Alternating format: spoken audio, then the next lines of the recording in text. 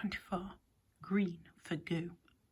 Hazel Proline, being a total star, didn't just stay in a room at the Gloucester Hotel. She and her crew occupied its entire moonlight penthouse. This suite of rooms was laid out over the whole top floor of the hotel and included several bedrooms with 4-poster beds, a spa with a bubbling hot tub, a kitchen stocked with cookies and jelly beans, and a private cinema with just a handful of squashy velvet seats.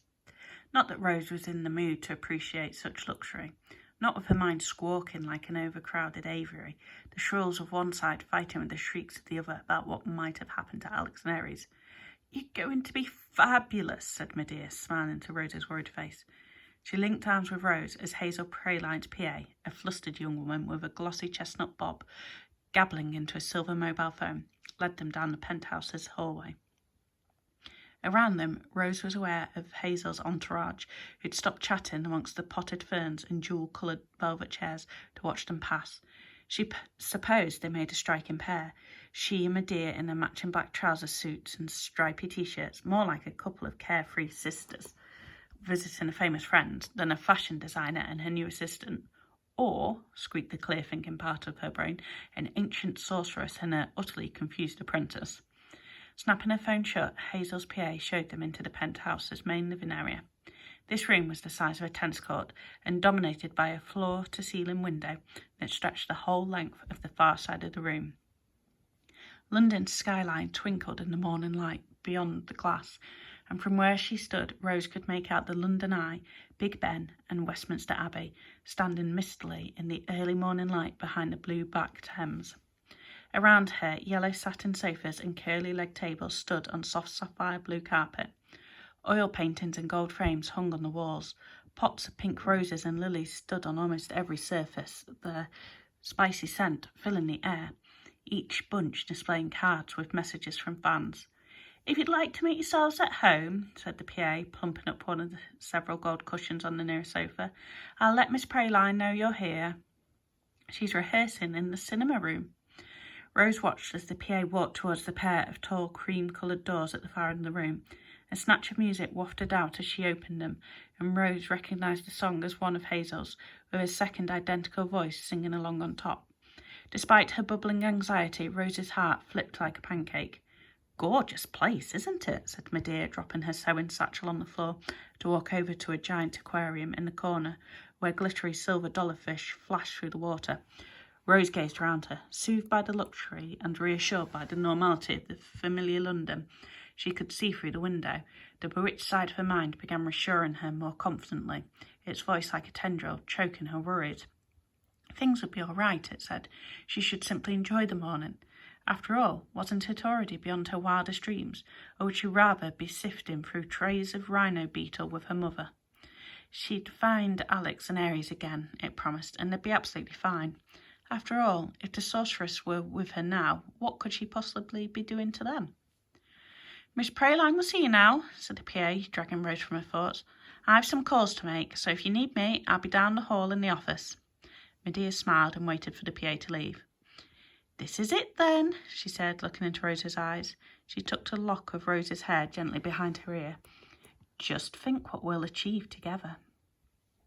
Feeling brighter, Rose picked up the sewing satchel as Medea tapped on the cinema room door.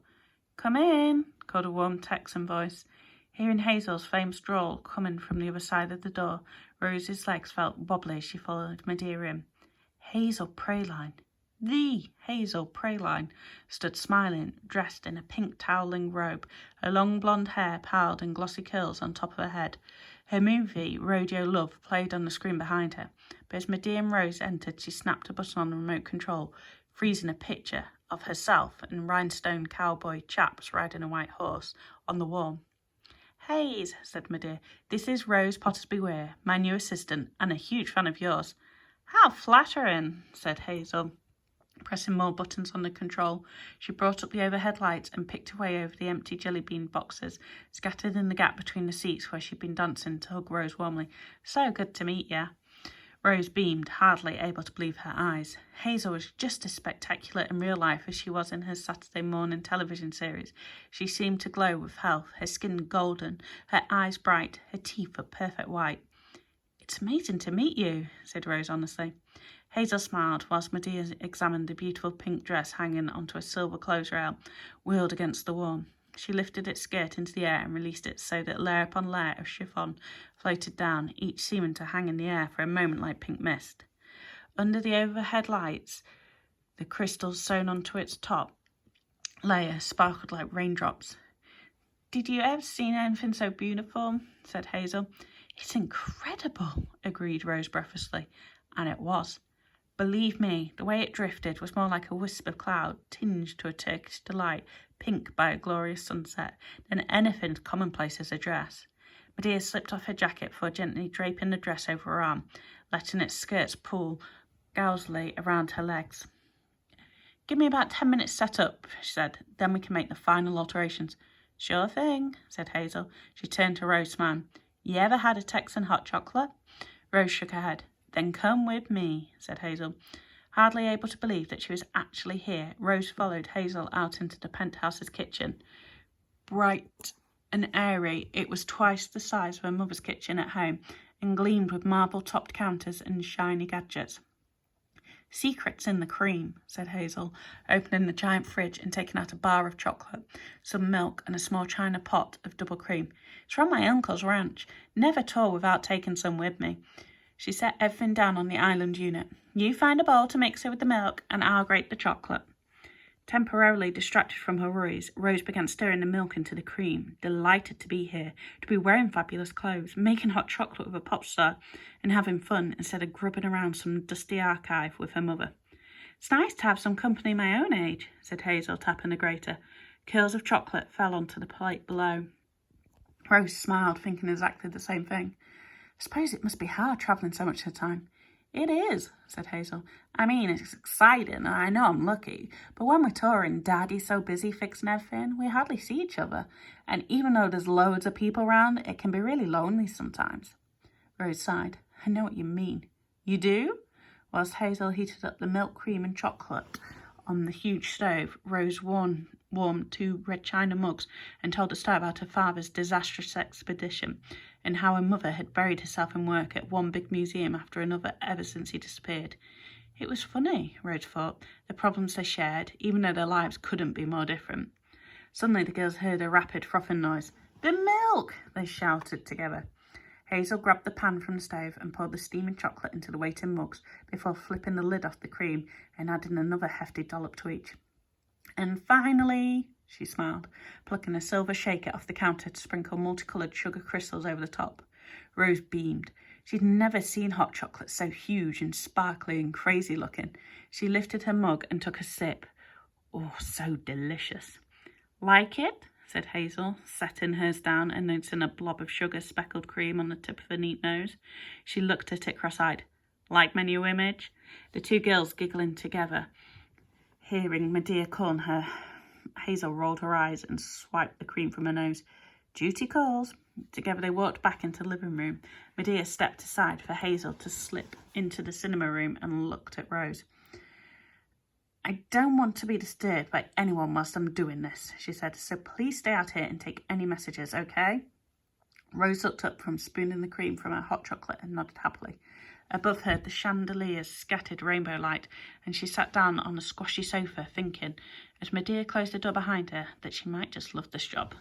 Could this really be her life from now on? Working with Medea in a totally amazing job and learning magic? A magic that would transform her own life in just the same way. A magic that might help her find her father. A fresh surge of optimism electrified her from her toes to the top of her head, which was when she noticed something white and gleaming on the floor. Long and polished, it wasn't until she picked it up from the carpet that she noticed the eye hole at the end and realised it was a needle. It felt warm like porcelain and looked ancient. For a moment she wondered what to do. She turned it over in her fingers. Clearly it must have fallen from Medea's bag when she dropped it onto the floor. She bit her lip. The needle looked special, and she could imagine Medea's frustration at not finding it. Caught mid-adjustment as Hazel stood for her alterations, the dress pinned whilst the sorceress cast hopelessly about for the missing needle. Standing up, she looked at the closed door. Medea had said she hadn't wanted any disturbances, but surely that didn't include her, not when she had something that was probably really important to her. After all, she reminded herself, she was Medea's assistant. Making a decision, she strode briskly over to the cinema room door and walked in. And froze. Hazel wasn't standing for alterations. She wasn't standing tall. She was floating, actually floating, as though invisibly suspended mid-air, a metre above the floor. Rose felt a small squeal down her lips as she watched the young singer, just hanging there, her arms outstretched, the gorgeous pink dress rippling round her body. For a moment, Rose thought she looked like an angel, or at least she would have if she didn't have her head thrown backwards and her eyes staring glassily at the ceiling. Beneath her, Medea squatted menacingly on the floor, muttering in hisses, her back hunched and uneven between her knees, her right arm little more than a blur as she sewed furiously around the hem of the dress, stitching in something that glittered like gold in the light beam from the projector. Stepping silently backwards out of the room, Rose's attention was caught by a flicker on the screen behind Hazel. A film was playing, but it wasn't Hazel's. It was a clip of what appeared to be a funeral procession. 2 black horses with pink plumes in the crown pieces of their bridles filled the screen, drawing a glass hearse behind them, a hearse that carried a small pink coffin. Horrified, Rose crashed back against the door. Startled, Medea spun round as quick as a spider and stared at her. "Rose," she soothed, her voice perfectly calm, "I asked you to wait outside." Suddenly a burst of music exploded from the speakers, and when Rose looked up, the movie was playing again, whilst Hazel herself was standing on the floor smiling at her. She held out the skirt of her dress out and twirled like a model. "What do you think, Rose?" Rose stared, feeling as though her insides had turned to ice, and that if she moved she might crack and fall into pieces. Her feet wanted to turn and run, sprint out of the living room, down the hallway, and never come near this place again. Her fingers trembled against the door frame as Hazel waited for her answer. Meanwhile, down in the horribly white room, Aries' horns and ears had vanished beneath the sludge, leaving only his upturned face exposed and bobbing like a chunk of white bread in a bowl of revolting green soup. "Goodbye, cruel gods," he muttered flatly. Being an ancient Greek, it was traditional to depart in a classical fashion, which meant a flowery death speech. Not having had time to compose one of his own, Ares tried to remember Hector's speech at the Battle of Troy, just before Achilles stabbed him with his spear, except that his heart wasn't in it, because quite frankly, when you're certain you've lost your best friend and are up to your chin in something green and toothy, you're just not in the mood for fancy words. He stared down. Even the tank of bacteria wasn't listening. Having stopped bubbling altogether, it now lay as still as a swamp. Then he heard a voice. "Is that the only bit of the speech you know?" it said. Ares jerked his head up. It sounded like Alex's voice, and, feeling his heart leap, he scanned the room as the voice went on. "The next bit goes, 'For Zeus and Athena have willed it.'" Ares twisted round to look, but the room remained gloomily empty. Freshly disappointed, he decided that the bacteria must be busy after all. They'd simply taken a shortcut down his ears and chosen to start their dinner party with his brain cells, which explained why he was hearing voices. "Oh, Alex," he sighed to himself, "even at my darkest moment, it's your voice I hear." "That's because I'm here, you great steaming dollop," answered the voice. Flinging his head up a second time, Ares squealed with delight as Alex appeared in the doorway of the storeroom. "Alex!" Ares bounced madly in the mixture. Not easy in a halter and floor stirrups combo, but spectacular in terms of the froth it generates, as Alex hurried over. Plunging his arms into the goo, he laced his arms through the cage bars and wrapped them round Ares' neck. "I've missed you too," he laughed as the splatter dribbled down his face. "We tried for you last night, but she'd put some enchantment on the cellar door. We had to wait until now." "Oh, I'm so glad to see you." A moment later, he drew back, his face pale and anxious, and a little bit green. Laying a hand on the ram's mottled brow, he softened his voice. "I'm sorry, Ares," he said. "I don't know how to say this, but your fleece, it's all gone." "Oh, Alex," gushed Ares, "I already know." "You do?" said Alex, astonished to see that Ares' excitement hadn't diminished at all. "And I'm the one who should be sorry," said Ares. "Sorry for all those years I spent pining after it. I've been so stupid," he sighed. "Proud and foolish. It doesn't mean as much to me as—" Ares paused, feeling his face grow pink. "Well, other things. I'm sorry I dragged you back to Earth, back here to this place. Can you forgive me?" "But it means so much to you," said Alex. Ares shook his head. "Meant," he corrected. "Once." Ares stopped, because what appeared to be a weed covered loofah was now rising from the green liquid around him. "Have you two quite finished?" hissed the loofah, spitting out a straw. Aries looked questioningly at Alex. "It's Hex," said Alex. "Remember him?" Aries brought his lips up to the cage bars, closer to Alex's ear. "But he's one of hers," he whispered. "Not anymore," snapped Hex. The snake's eyes glittered indignantly behind the mask of dripping goo. "No, now I've been promoted to hiding in cake mixture." Aries' eyes flew up. "Cake mixture?" he said, and licked some off his muzzle. He took his second mouthful. "It's delicious." Alex rolled his eyes. "Last night, while Fred wandered round the garden looking for Hex, and Pandemic guarded Rose upstairs." "Rose?" demanded Aries between mouthfuls. "Is she all right?" "For the moment," hissed Hex. "Go on," urged Aries. "Hex told me what Medea had planned for you," said Alex. "We tipped the real gold bugs down the drain and refilled the tank with what we could find in the kitchen. Flour, water, eggs and butter, anything that made it lumpy and thick, and then loads of mashed cabbage and sprouts to make it green." "But the bubbling," said Aries. "Hex," said Alex. "He hid at the bottom of the tank and spun round to make it churn." Aries looked at the mamba. "What about the gold ore turning to stones?" "Easy," replied Hex. "The mistress loves the way the bacteria do that. I knew she'd have to show off, so I took a tail full of plain rocks with me." "Ooh," squeaked Aries. "I could kiss you." "I'd rather you didn't," said Hex coolly, and slithered hastily out of the tank. He lowered himself onto the white floor and slid towards the winch, leaving a green smear in his wake. "In fact, if you two are quite finished with the big soppy reunion, maybe we could think about getting out of here." Even though boys aren't as strong as cyclopses, and mambas have a tendency to accidentally wind themselves around rope winches only to spool out giddily, 10 grunting, groaning and griping minutes later, Aries was free. And having told Alex all about what Medea had used the fleece for, the boy was now thinking hard. "I should have worked out what she was up to," said Alex as Hex shot out into the corridor, tasting the air for the scent of Cyclops, and worse, his basket. "I mean, it's what the squirrel was trying to tell us all along, wasn't it? Her power's in the stitches, remember?" "Powers in the stitches, my hoof," muttered Aries, shaking his head and sending a spray of green into the air.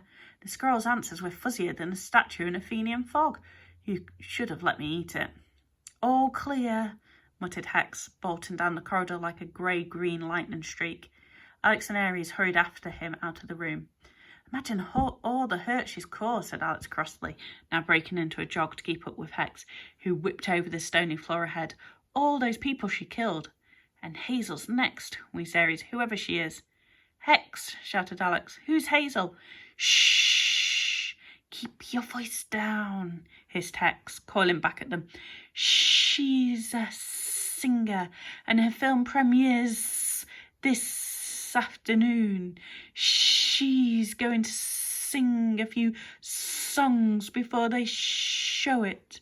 Medea will have taken Rose there." He flicked his tail and slithered on. "So how does Medea intend to kill her?" cried Alex in a loud whisper. "No idea," replied Hex, vanishing round the next corner.